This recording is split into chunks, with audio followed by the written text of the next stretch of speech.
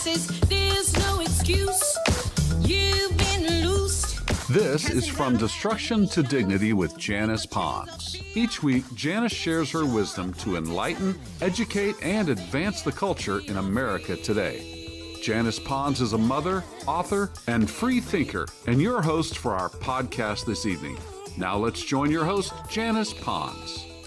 Greetings, greetings, greetings. Come on in. Welcome, welcome, welcome. My name is Janice Pons. I'm the host on this podcast, From Destruction to Dignity, Clinical Perspective, Spiritual Truths. Tonight, we're going to continue our journey as we, the people, have been focused on a specific path related to gaining a clear understanding about our nation, how it's supposed to work, how it's structured. Our beautiful flag behind me, our presidential seal, is to remind us, of course, that represents our nation. This represents us remembering the importance of praying for the president of this nation. Of course, 2 Chronicles 7:14 says, if my people who are called by my name will humble themselves and pray and seek my face and turn from their wicked ways, then I will hear from heaven and will forgive their sins and heal their land. We need healing in our land. The phrase, my people shall be called by my name, conveys a sense of belonging and identity together. It says that there's a group of people who will be recognized and unified under a specific name, reflecting their shared values or allegiance. I'm going to be kind of repeating that for a while because there's power in that. I am going to keep praying for the millions of Americans. Last year was 265,900,000. I've said that number. I say it because it's a lot of people that were affected by the dynamics that went on in our country who suffered so gravely. They were identified as those living paycheck to paycheck, barely making ends meet in 2024. That was 78% of working Americans. Are they out of the woods? Is everything clear? We've got a ways to go. They're working to dig out of the hole. Almost 80% of Americans clearly said the country was going in the wrong direction last year. They voted. We had an election. The people spoke loud and clear. And they said, listen, here's what's important to us. And repeatedly, I brought up who needs to be in charge of America, what is at stake. A lot of people don't have a clue what's at stake. Does it matter who's in the White House? I had someone say, it doesn't matter. It doesn't matter who's in the White House. I beg to differ. Well, it does matter because that determination has been made. So where do we go from here? Some people are struggling with acceptance of the results. Can we move on as a nation? Let's look at some specific dynamics together. Donald Trump is the president, whether you like it or not. He was the one elected. We're still walking some things out with him. It's a lot going on. But we know that he was elected to be in charge of the executive branch. We got that legislative branch, the judicial branch, the executive branch. He and J.D. Vance are the ones that the majority of the people said they are the ones we want to be in charge of this country. We had, and I love saying this, a GOP trifecta. I like that word, trifecta, three. We gained control of the White House, the electoral vote, and the popular vote. Also won the Senate and the majority of the House. All of this evokes so many strong emotions in our fellow Americans. Some are elated, some not so much. One thing that I have lived long enough to recognize and embrace is the need for someone who understands our nation from the perspective of a world view. Anyone who cannot acknowledge that we have become weak in the eyes of other world leaders is not paying attention and being intellectually honest. Why is it even important for us to truly be strong as a world leader? I respectfully submit that this is important because of the reality of BRIC, B-R-I-C. What is B-R-I-C? What's the purpose of BRICS? What's that all about? BRICS, BRICS.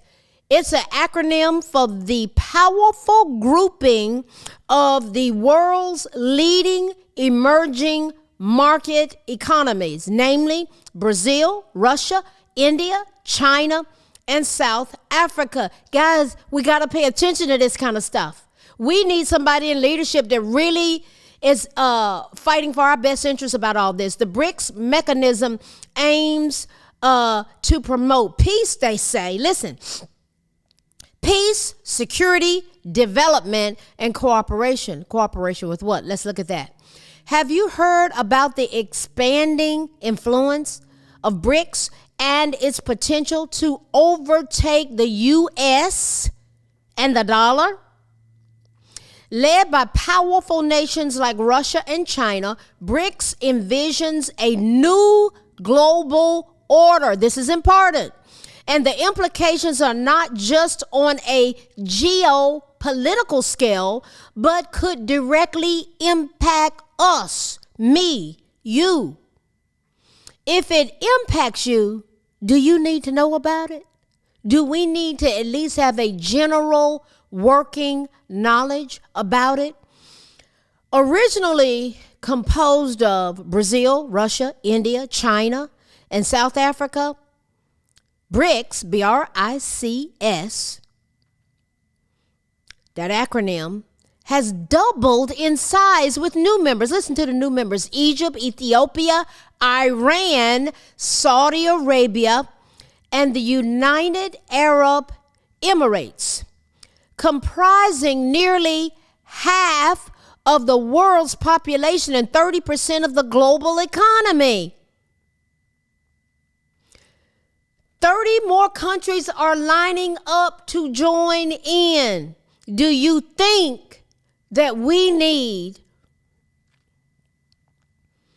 someone who is in charge, overseeing the executive branch of our government, that is going to make sure that we don't get swallowed up in this as a world leader? See, people were going on about Trump's 2025, totally distracting black Americans, and it's about Agenda 2030. All this ties in. Now listen, the threat isn't merely strategic, it's personal. After the health crisis instigated by China's alleged bio-warfare tactics, BRICS is now targeting our wealth. Over 1 million people died as a result of what happened in the Wuhan lab. Okay, Russia claims that they want sovereign equality and a fair global financial system, but their actions such as invading Ukraine and proposing a unified currency to challenge the U.S. dollar, the U.S. dollar, and influence oil producers like the United Arab Emirates to shift away from the dollar, reveal a different agenda. We need somebody that's paying attention to these dynamics. Imagine a world where half of global transactions occur in the BRICS currency. Let me say this about that whole oil thing. Do you all remember when Joe Biden went and asked for oil over there from the people in the Middle East, and they said no? Wow. What did that say about our strength? And the gas prices shot up. And before then, when Trump was in there the first time, you all know how affordable gas was. Then it got to the point in 2024 where people were trying to decide if they were going to buy gas or buy groceries. They couldn't buy both. They couldn't afford both. I knew people that were working 2 and 3 full-time jobs just to support themselves, a husband and wife, and 3 and 4 children. Imagine a world where half of global transactions occur in the BRICS currency. The consequences could be dire for the United States: a weakened dollar, soaring cost of imports, stock market crashes, and a fragile economy. Everyday items we import could become unaffordable. We just can't afford them, severely impacting your purchasing power. BRICS partners want to reduce their dependence on the U.S. dollar, and the SWIFT system, an international messaging network for financial transactions that Russian banks were cut off from in 2022. Now, the new development bank has a president. The president's name is Dilma Rousseff. Dilma Rousseff came out and publicly said that there has been an agreement in principle to use a new settlement currency called the unit, which will be backed 40% by gold and 60% by the local currencies in the BRIC Union. And this is them in all those countries. Do we need to know about this kind of stuff? Do we need somebody that has their finger on the pulse beat of all this? Do we need a businessman? The 10 countries, including Saudi Arabia, who has been invited but now formally accepted, that now make up BRICS, represent 45% of the world's population, 28% of the world's economic output, and 47% of global crude oil. Drill, baby, drill, said Donald Trump. Remember, Joe Biden went to him asking for oil. They said no. What happened? Our gas prices went sky high. Lord have mercy. Intra-BRICS trade is one area that the group has found its footing. Now, here is the $1 million question. With these types of dynamics going on, who do you want to be in charge of our nation? Donald Trump has threatened BRICS countries with 100% sanctions if they create a new currency or try to dislodge the dollar through another alternative. However, Russia, which proposed a common BRICS currency long before it invaded Ukraine, has reservations about it. Or Russia's central bank thinks it will be very hard to achieve. BRICS, Brazil, Russia, India, China, South Africa, was founded as a trade group. BRICS was founded as a trade group, and they expanded to BRICS Plus through the inclusion of Egypt, Ethiopia, Iran, all these other groups that want to come on. Hence, with Russia and Iran as members, it has 2 sanctioned countries. Listen, in 2024, the group pivoted from a focus on a new single currency towards encouraging local currency payments. At the same time, there appears to be some reluctance by other BRICS members to become dependent on China's currency. Might have some smart leaders thinking this thing through. And I guarantee you this, with Trump at the table, they're going to really be thinking some things through, because he ain't playing. In November of 2024, Vladimir Putin made a very thought-provoking comment. He said, I've heard a lot of discussion at the expert and journalistic levels about the need to consider creating a single currency. However, it is too early to talk about that, and it is not a goal we have set for ourselves to even consider a common currency. We would first need to achieve a higher level of economic integration among our countries. Listen, there are there are 180 currencies in the world. I want somebody at the table to know something about some money. I want a multi-billionaire at the table. That's who we elected.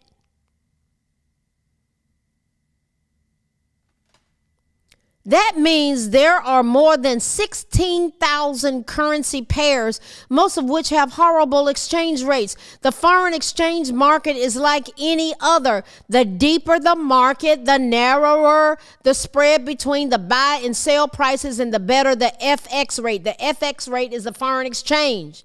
Foreign exchange is the conversion of one currency into another at a specific rate known as the foreign exchange rate. Listen, guys, these things are important. Somebody says, why is she talking about that? This stuff is going to affect us. This is what happened to us in 2024. Barely making ends meet. Groceries were high. 50% increase on groceries. Gas was skyrocketing. People couldn't make it.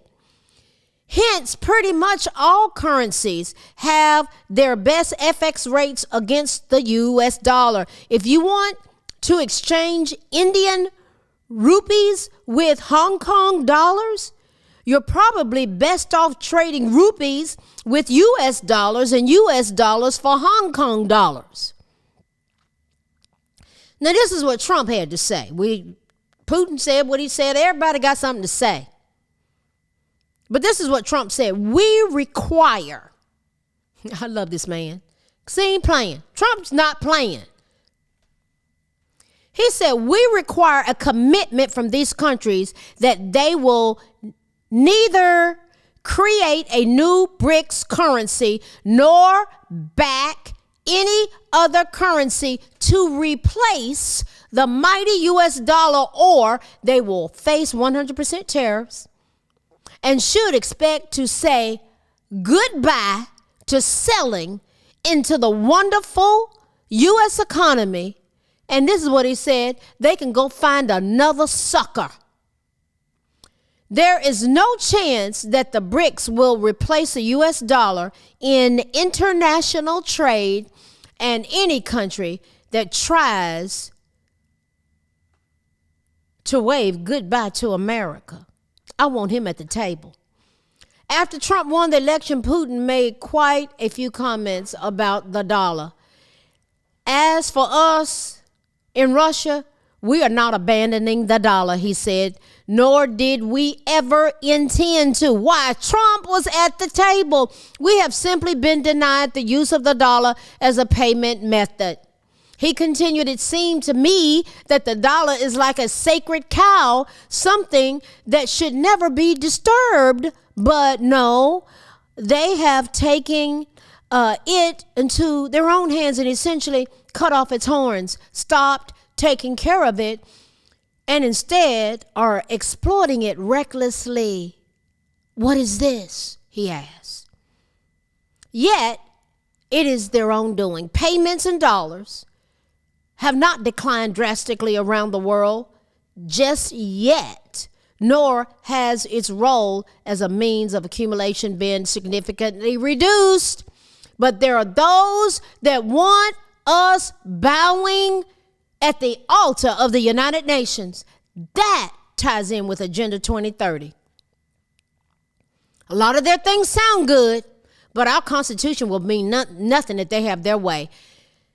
Even among their closest partners, the use of the dollar is slowly diminishing, and this is something that has becoming a clear trend. And under the Biden administration, it was on steroids. When talking about BRICS investment in emerging markets, Putin made other statements which were not entirely clear without context. It sounds as though the BRICS New Development Bank is considering creating a new stable financial instrument, a cross between an investment and an algorithmic stable coin.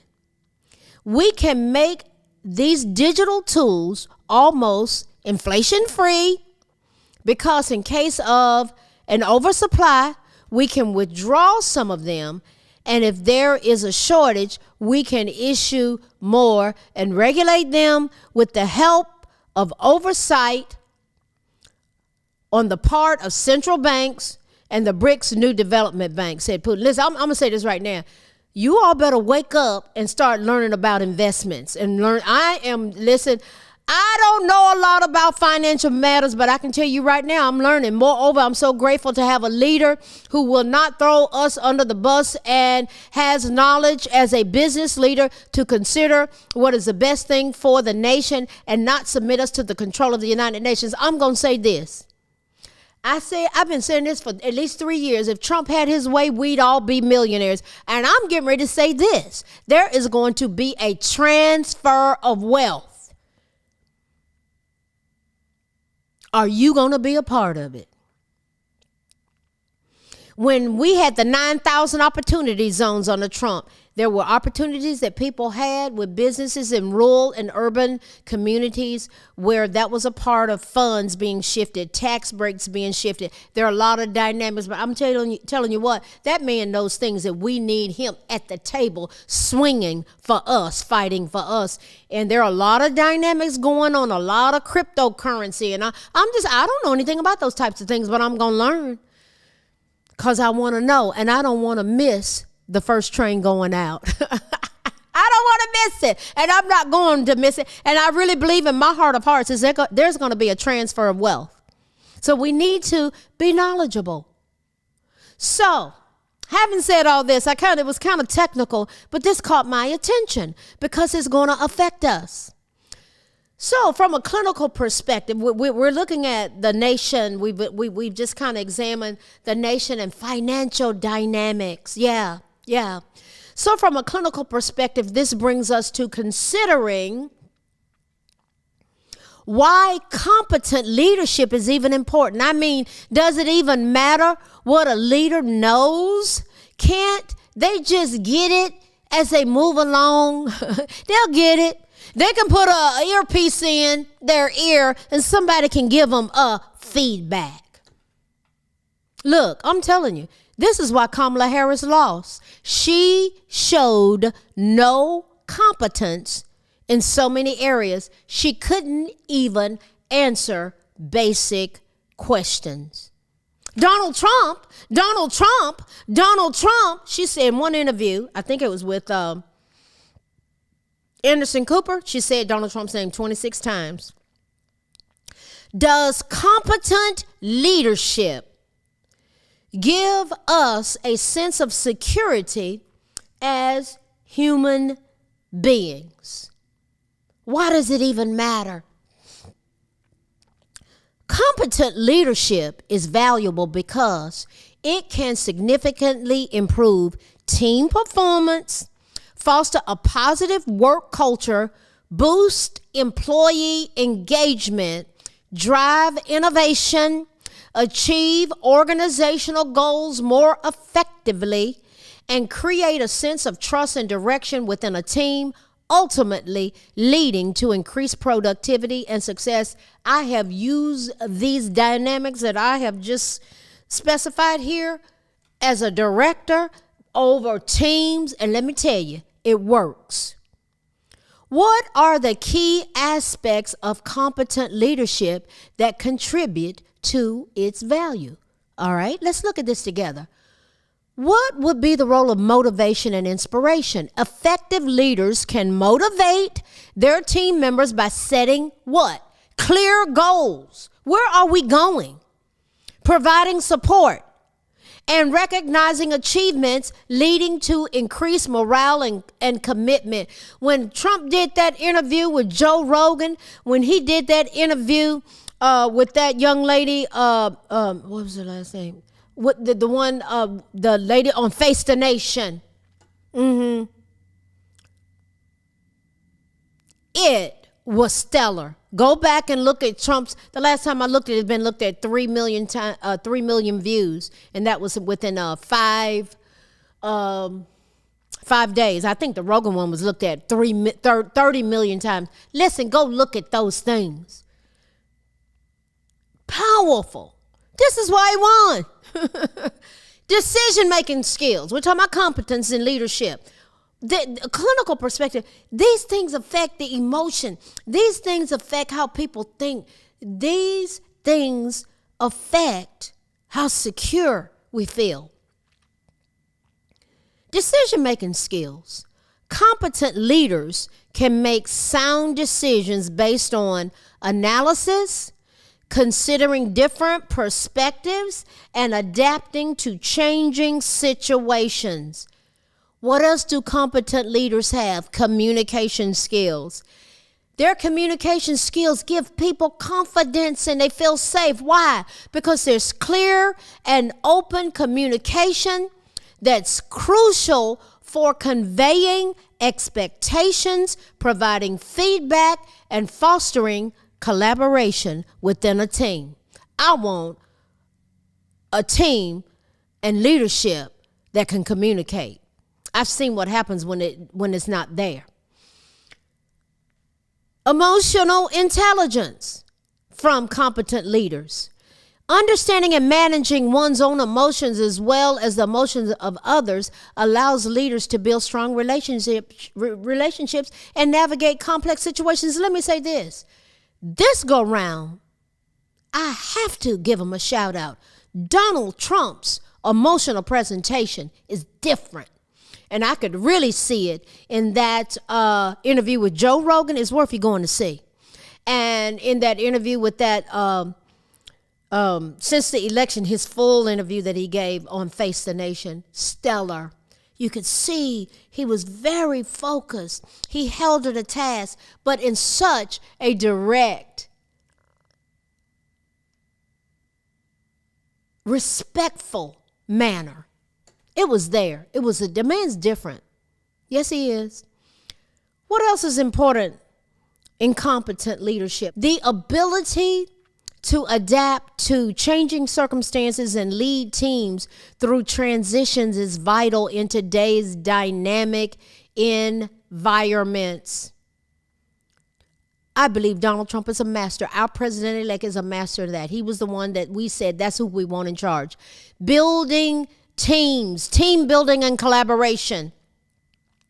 Fostering a collaborative environment where team members feel valued and empowered to contribute their ideas is essential. And then there's integrity and ethical behavior. Leaders who demonstrate ethical standards build trust and respect among their team members.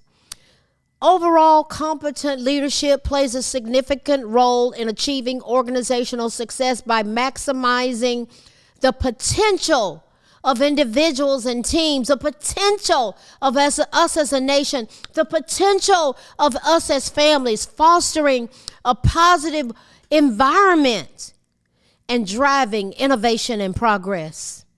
That's why I said we're going somewhere and it's expecting us when we get there. So where do we go from here? One thing that may be warranted for us to move forward in peace is paying attention to what we've looked at tonight. We've looked at the nation's financial stability in a politically charged America. It's really charged, yeah. And from a clinical perspective, we've looked at the role of competence in leadership. Are these things important? Absolutely, yes. We want our nation to do well. We want all our Americans to do well. We want our children to prosper. We want our posterity to soar.